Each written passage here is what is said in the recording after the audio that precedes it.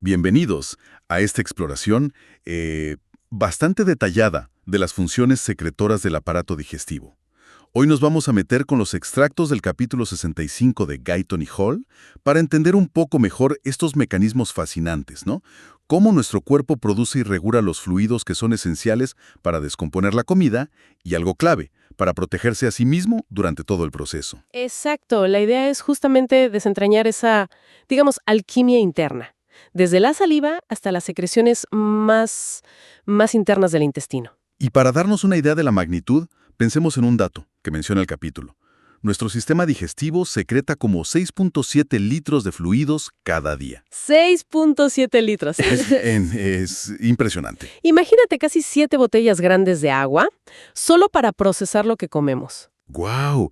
Eso sí que pone en perspectiva la escala de la digestión. Bueno, entonces, ¿por dónde empezamos a desarmar todo esto? Supongo que habrá algunos principios generales que aplican a todo el sistema, ¿no? Así es. A lo largo de casi todo el tubo digestivo, las glándulas tienen como dos misiones principales.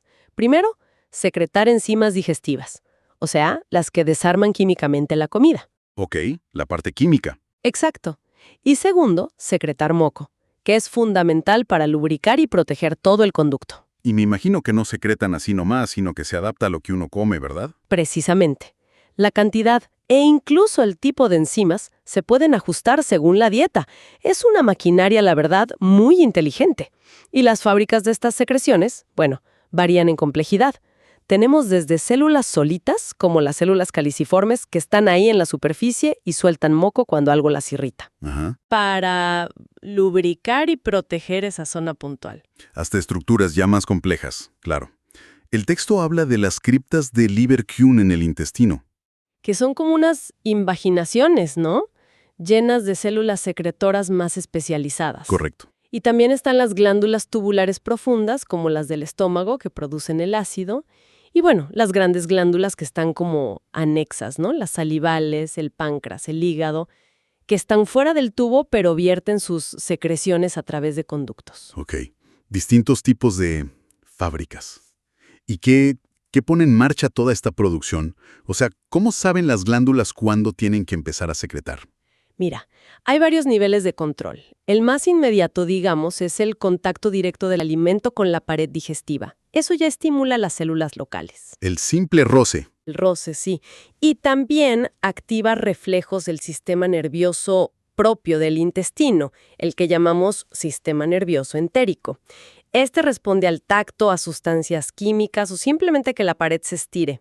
Y además de ese control local, tenemos al sistema nervioso autónomo, el parasimpático y el simpático. ¿Esos cómo juegan? Bueno, el parasimpático, que es el de descanso y digestión, generalmente aumenta la velocidad de secreción, sobre todo en la parte de arriba del tubo, glándulas salivales, esófago, estómago, páncreas, y también al final del intestino grueso. Entendido. ¿Y el simpático? El de lucha o huida. Ese tiene un efecto más ambiguo. Puede estimular un poquito algunas secreciones locales, sí, pero su efecto principal es la vasoconstricción. O sea, cierra un poco los vasos sanguíneos. Y eso, si ya había mucha secreción, puede terminar reduciéndola, porque limita el flujo de sangre que necesitan las glándulas para producir. Tiene lógica. Y por último está el control hormonal. Hay varias hormonas que la propia mucosa digestiva libera a la sangre cuando detecta alimentos, y estas viajan y van a estimular a las glándulas a distancia. Es una coordinación más general. Vale, entonces tenemos estímulos locales, nerviosos y hormonales. Pero a nivel celular, adentro de la célula glandular, ¿cómo es el proceso? ¿Cómo se fabrica y se libera, por ejemplo, una enzima? Es como una línea de producción, muy bien organizada. Primero llegan los nutrientes a la célula. Luego se genera energía, el ATP. Con esa energía y los nutrientes, en el retículo endoplásmico y en el aparato de Golgi, se sintetizan las proteínas, que son las enzimas o las glicoproteínas del moco. Se fabrican ahí. Exacto. Luego se procesan, se concentran y se empaquetan en vesículas. Como si fueran paquetitos listos para enviar. Tal cual. Y esos paquetitos quedan ahí, almacenados, esperando la señal. Cuando llega la señal, sea nerviosa u hormonal, permite que entre calcio a la célula. Y el calcio es como el gatillo que hace que esas vesículas se muevan, se fusionen con la membrana de la célula y liberen su contenido hacia afuera. Eso se llama exocitosis. Ah, mira, qué interesante. Y junto con eso se secretan también agua y electrolitos, que ayudan como a lavar esas sustancias hacia la luz del tubo digestivo. Entendido. Mencionaste el moco varias veces como protector. ¿Qué lo hace tan especial? ¿Su composición? El moco es básicamente agua, sales y unas moléculas grandes llamadas glicoproteínas. Esas glicoproteínas le dan propiedades clave. Es pegajoso, se adhiere bien a las superficies, es cohesivo, forma una capa continua y es súper resbaladizo, un lubricante excelente. Imagínate lo difícil que sería tragar algo sólido sin la saliva, ¿no? Claro, imposible. Además, y esto es fundamental, es resistente a las propias enzimas digestivas. Si no, nos digeriríamos a nosotros mismos. Claro, sería un problema. Y también mencionan que puede neutralizar ácidos y bases. Sí, tiene cierta capacidad amortiguadora. Y sobre todo, el moco contiene bicarbonato, que es alcalino, y eso ayuda a neutralizar el ácido específicamente. La función global es esa: proteger la pared de daños físicos, químicos y facilitar que todo avance. Muy bien, hablemos entonces de la primera secreción con la que nos encontramos, la saliva. ¿De dónde viene y cuánta producimos? Viene principalmente de 3 pares de glándulas grandes, las parótidas, las submandibulares y las sublinguales, y también de muchas glandulitas chiquitas en la boca. Producimos en promedio como 1 litro al día. 1 litro. Sí, y es una mezcla. Hay una secreción más serosa, rica en una enzima llamada ptialina, que es una amilasa para empezar a digerir los almidones, y otra secreción más mucosa, rica en mucina, que es la que lubrica. Las distintas glándulas producen distintas proporciones. Y tiene una composición de iones muy particular, ¿no? Diferente a la sangre. Más potasio y bicarbonato, menos sodio y cloruro. ¿Cómo se logra eso? Es un proceso que ocurre en 2 etapas. Primero, en los acinos de las glándulas se produce una secreción inicial que es bastante parecida al plasma de la sangre. Ok. Pero después, a medida que esa secreción va pasando por los conductos de la glándula, se modifica activamente. Las células de los conductos reabsorben sodio y cloruro, y al mismo tiempo secretan potasio y bicarbonato. El resultado final es esa saliva con esa composición iónica tan característica. Pero si uno saliva mucho, muy rápido, por ejemplo, si algo nos da mucho asco o mucho gusto. Claro, si el flujo es muy rápido, no da tanto tiempo para que ocurra toda esa modificación en los conductos. Entonces, la saliva que se produce en esos momentos se parece más a la secreción inicial. Tiene más sodio y cloruro. Entiendo. Y además de empezar la digestión de los carbohidratos, el capítulo destaca mucho su papel en la higiene de la boca. Sí, es fundamental. Ese flujo constante de saliva está lavando continuamente restos de comida y bacterias. Además, la saliva contiene sustancias antibacterianas, como lociones tiocianato y enzimas como la lisocima. Ah, mira, incluso tiene anticuerpos. Si no tuviéramos saliva, la boca sería un desastre. Infecciones, úlceras y las caries aparecerían rapidísimo. ¡Qué importante! ¿Y qué controla cuánta saliva producimos? Principalmente el sistema nervioso parasimpático. Se activa sobre todo por el gusto, especialmente el ácido, y por el tacto en la boca. Y puede aumentar la secreción hasta 20 veces. ¡Wow! También influyen cosas de más arriba, ¿no? El olor de la comida, pensar en algo rico, eso también estimula. E incluso hay reflejos que vienen del estómago o del intestino. Por ejemplo, cuando uno tiene náuseas, aumenta la salivación, probablemente para diluir lo que sea que esté causando la irritación. Tiene sentido. Y para producir toda esa saliva se necesita buen flujo de sangre, me imagino. Absolutamente. Las glándulas necesitan nutrientes y agua. Y el mismo proceso de salivación ayuda a que los vasos sanguíneos de las zonas se dilaten para asegurar que llegue todo lo necesario. Bueno, seguimos el viaje. Pasamos la boca y llegamos al esófago.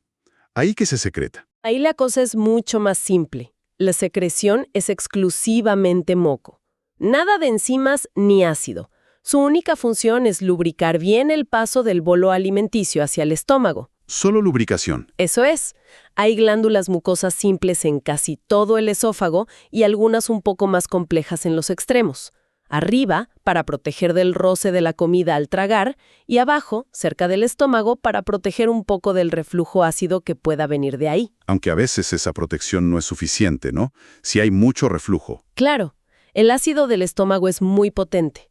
Si el reflujo es constante o muy fuerte, puede dañar la mucosa del esófago igual. Y eso nos lleva directo al estómago.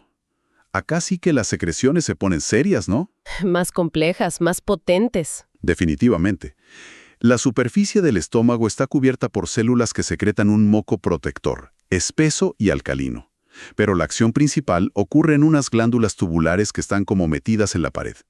Hay dos tipos principales: las oxínticas o gástricas, que están en la mayor parte del estómago, el cuerpo y el fondo. El 80%, dice el texto. Sí, más o menos. Y luego están las pilóricas, en la parte final, el antro, que son como el 20% restante. Y las oxínticas son las famosas productoras de ácido clorhídrico, el HCl. ¿Y qué más producen? Correcto. Esas glándulas son como pequeñas fábricas con distintos tipos de obreros. Tienen células mucosas en el cuello, que secretan más moco. Tienen las células principales, que son las que fabrican el pepsinógeno. El precursor de la enzima para proteínas. Exacto. Y las estrellas, las células parietales u oxínticas, que son las que secretan el ácido clorhídrico, HCl, y también el factor intrínseco. Y además hay unas células llamadas SL que liberan histamina, que es un regulador muy importante de todo esto. Impresionante la especialización. Y ese HCl que producen las parietales, el texto dice que tiene un pH de 0.8.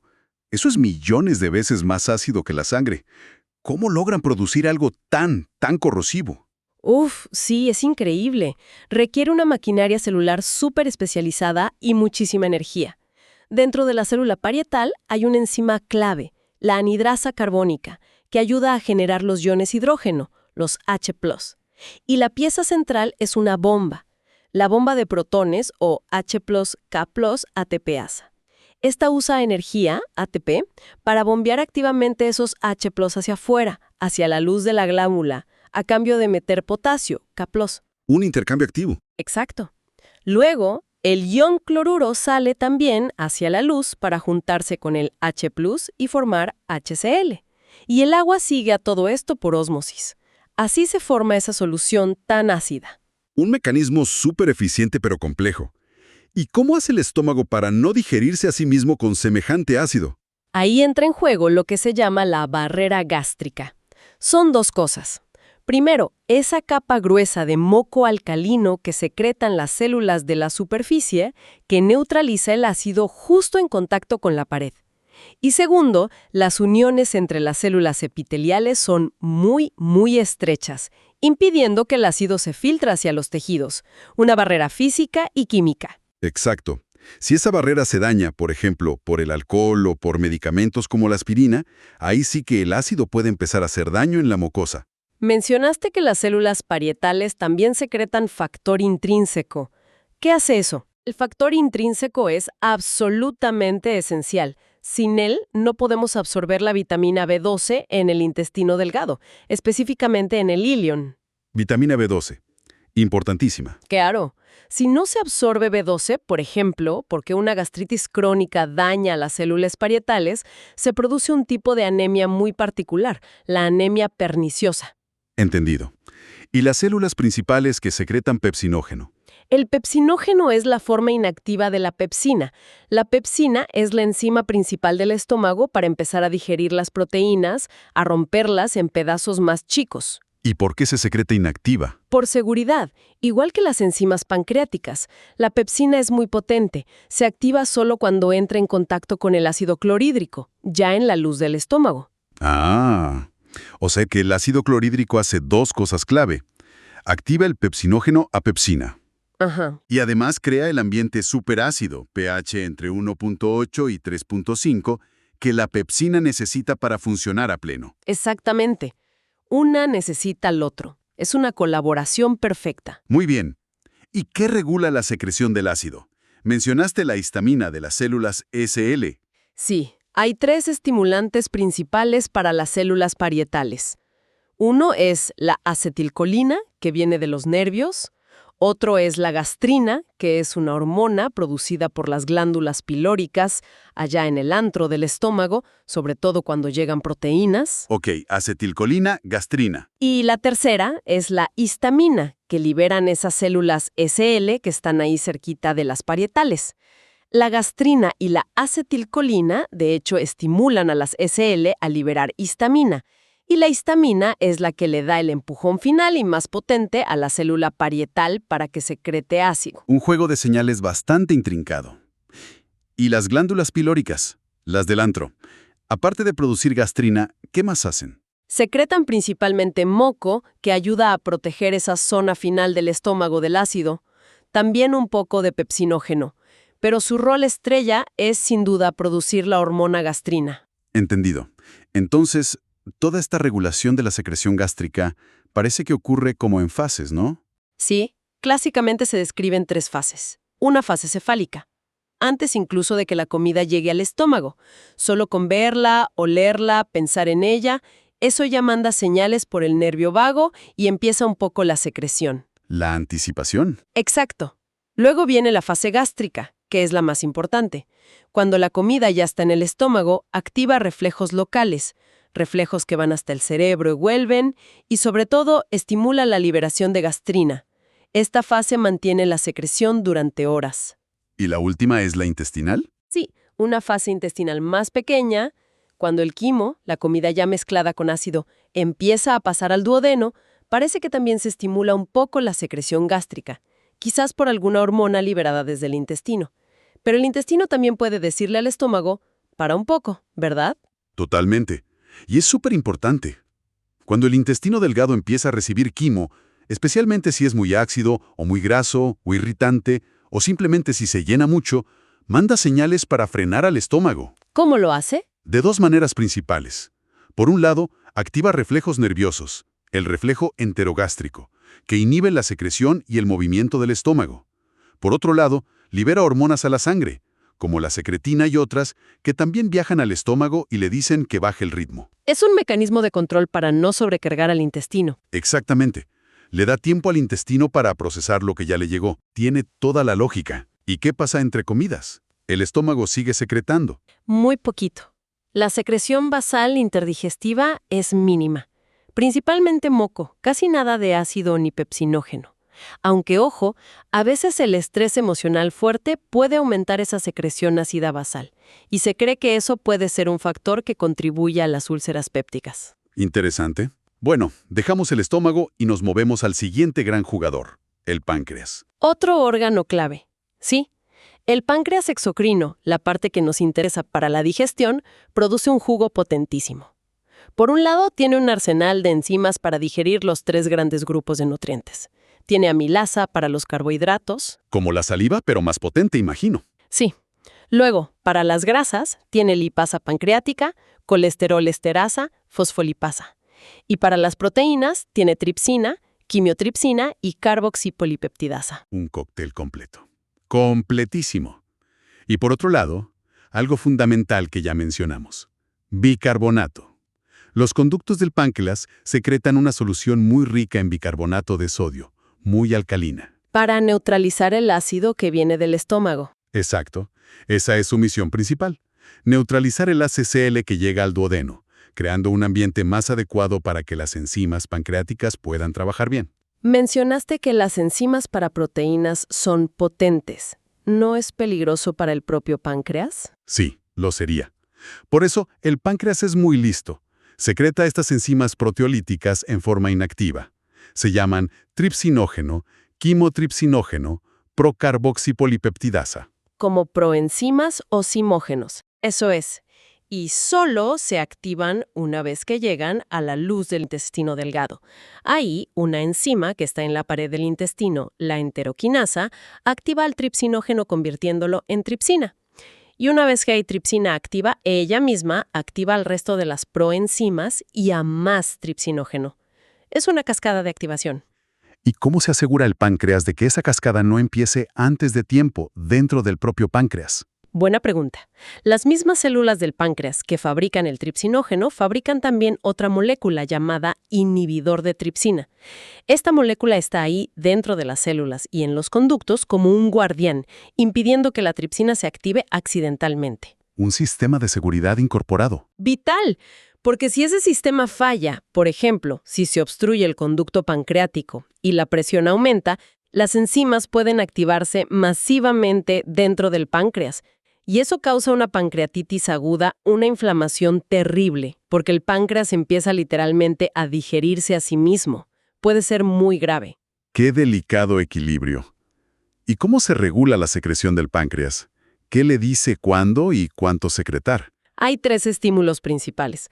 La acetilcolina, que viene de los nervios, del vago y del sistema entélico, y 2 hormonas clave que se liberan desde el duodeno cuando llega el quimo. La secretina y la colecistocinina, o CCK. ¿Y actúan igual estas hormonas? No, tienen efectos bastante distintos y complementarios. La secretina se libera sobre todo cuando llega ácido al duodeno.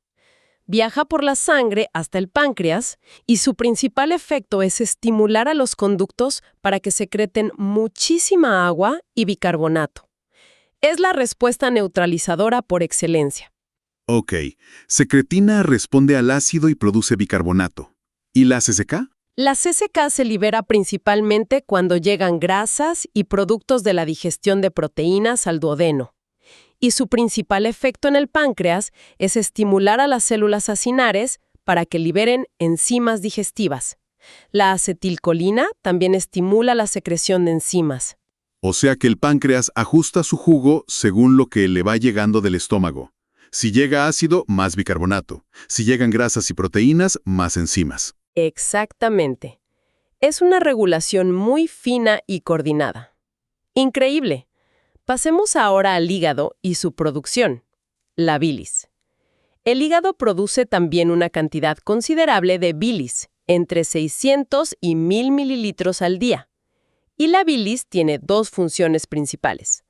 La primera es crucial para la digestión y absorción de las grasas, gracias a unas moléculas llamadas ácidos biliares. Ok, grasas.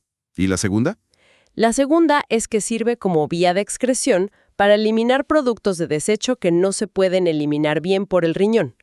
Los más importantes son la bilirrubina, que es un producto de la degradación de la hemoglobina de los glóbulos rojos viejos, y el exceso de colesterol. Entiendo. ¿Y cómo ayudan exactamente esos ácidos biliares con las grasas? Mencionaste que eran cruciales. Actúan de 2 maneras. Primero, son como detergentes. Tienen una parte que le gusta al agua y otra que le gusta la grasa.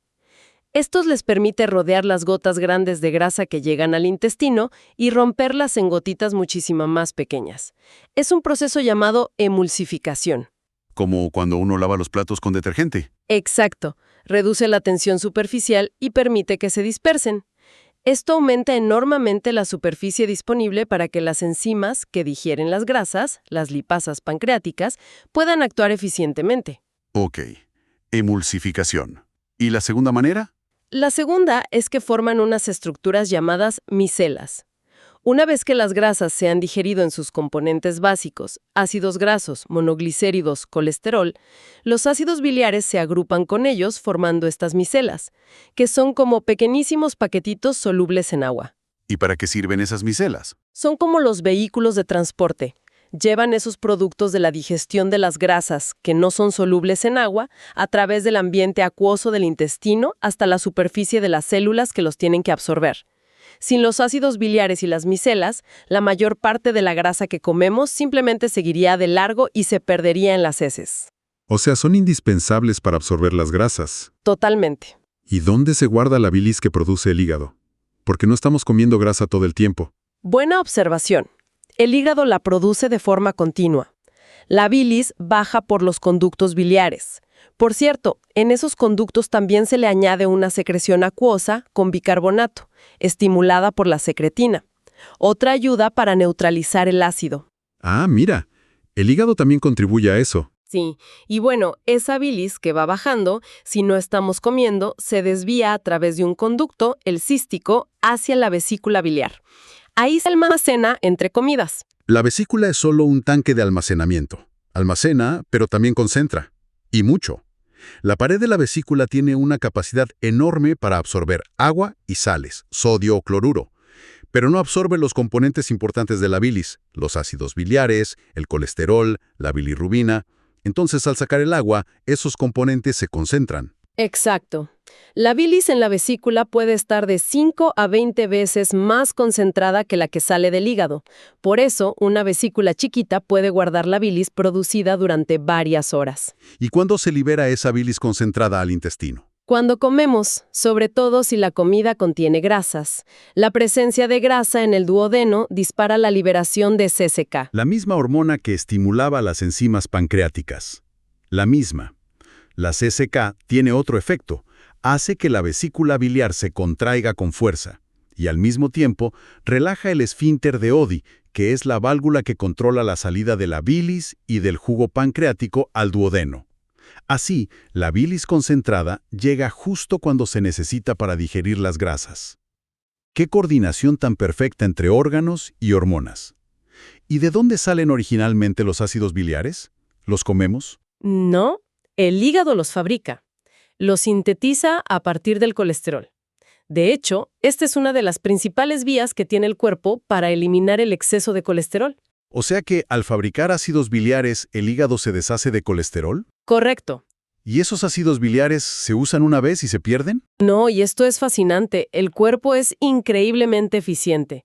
Alrededor del 94% de los ácidos biliares que llegan al intestino delgado se reabsorben al final de en el íleon. Se recuperan. Sí, pasan a la sangre portal, vuelven al hígado, el hígado los capta casi todos y los vuelve a secretar en la bilis. Este ciclo se llama circulación enterohepática. Se calcula que cada molécula de ácido biliar da unas 17 vueltas por este circuito antes de perderse finalmente en las heces. 17 veces. Impresionante reciclaje. Totalmente. El hígado solo tiene que fabricar la pequeña cantidad que se pierde cada día para mantener el stock. Increíble. Pero mencionaste que el colesterol se elimina por la bilis. ¿Eso no puede dar problemas? ¿Como cálculos? Exactamente. El colesterol, como sabemos, no se disuelve bien en agua. Normalmente, en la bilis, los ácidos biliares y otra sustancia llamada lecitina actúan juntos para mantenerlo disuelto, formando esas micelas que comentamos. Lo mantienen en solución. Pero a veces el equilibrio se rompe. Si hay demasiado colesterol en la bilis o si por alguna razón hay muy pocos ácidos biliares o lecitina, el colesterol ya no se puede mantener disuelto. Empieza a precipitar, a formar cristales, y esos cristales pueden irse juntando y formar cálculos biliares, las famosas piedras en la vesícula. Que pueden ser muy dolorosos y problemáticos. Sí, factores como una dieta muy alta en grasas, la obesidad, la edad, ser mujer, la genética, pueden favorecer que esto ocurra. También la inflamación crónica de la vesícula. Entendido. Bueno, para ir cerrando nuestro recorrido por las secreciones, llegamos al propio intestino delgado. ¿Qué se secreta aquí? Aquí tenemos principalmente dos tipos de secreciones. Justo al principio, en el duodeno, muy cerca del píloro, hay unas glándulas especiales llamadas glándulas de Brunner. Brunner. Sí, estas secretan una gran cantidad de moco, pero un moco muy, muy alcalino, rico en bicarbonato. Su función es proteger esa primerísima porción del duodeno del ácido gástrico que acaba de llegar. Es la primera línea de defensa contra el ácido en el intestino. ¿Y qué las estimula? El contacto con el quimoácido, la irritación, también estímulos nerviosos del vago y hormonales, la secretina. Curiosamente, el sistema simpático, el del estrés, las inhibe. Y se piensa que quizás por eso, en situaciones de estrés crónico, esa zona del duodeno queda más desprotegida y es un sitio frecuente de úlceras. Interesante conexión. ¿Y más allá de las glándulas de Brunner, en el resto del intestino delgado? A lo largo de todo el intestino delgado, entre las vellosidades están las criptas de Leverkusen, que ya mencionamos. Sí. Estas criptas tienen dos tipos principales de células. Unas son las células caliciformes, que secretan moco para lubricar y proteger la superficie. Las otras son los enterocitos, Los enterocitos que están en las criptas tienen una función secretora importante. Secretan una gran cantidad, casi 2 litros al día, de un líquido acuoso muy parecido al líquido extracelular. ¿Y para qué sirve ese líquido? Se cree que actúa como un vehículo. Ayuda a mantener el quimo fluido y facilita el contacto de los nutrientes con la superficie de las vellosidades, donde ocurre la absorción. Este líquido secretado en las criptas se reabsorbe rápidamente en las vellosidades junto con los nutrientes. Un flujo y reflujo constante, entonces. Y las enzimas digestivas finales, las que rompen los péptidos chiquitos o los disacáridos como la lactosa o la sacarosa, también se secretan aquí. Aquí hay una diferencia importante con el estómago y el páncreas. Esas enzimas finales, peptidasas, disacaridasas como sacarasa, lactasa, maltasa y también una lipasa intestinal, no se secretan en grandes cantidades a la luz del intestino. Entonces, ¿dónde están? Están fundamentalmente dentro de los enterocitos que recubren las vellosidades, sobre todo en su membrana apical, la que da a la luz, que tiene esa estructura llamada borde en cepillo. O sea que la digestión final de esos nutrientes ocurre justo ahí, en la superficie de la célula, en el mismo momento en que se van a absorber. Exactamente. La digestión y la absorción están íntimamente acopladas en la superficie del enterocito. ¡Qué eficiente! ¿Y qué regula estas secreciones del intestino delgado? El moco y el líquido de las criptas. Principalmente son reflejos locales. El contacto del quimo, la distensión, la irritación, todo eso activa el sistema nervioso entérico local, que a su vez estimula a las células caliciformes y a los enterocitos de las criptas. Es una regulación muy pegada a lo que está pasando en cada segmento del intestino.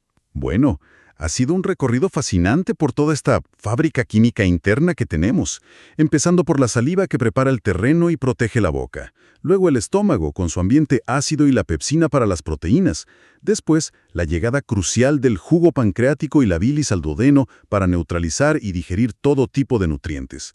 Y finalmente, el intestino delgado que termina la tarea con sus enzimas de superficie y absorbe los productos finales.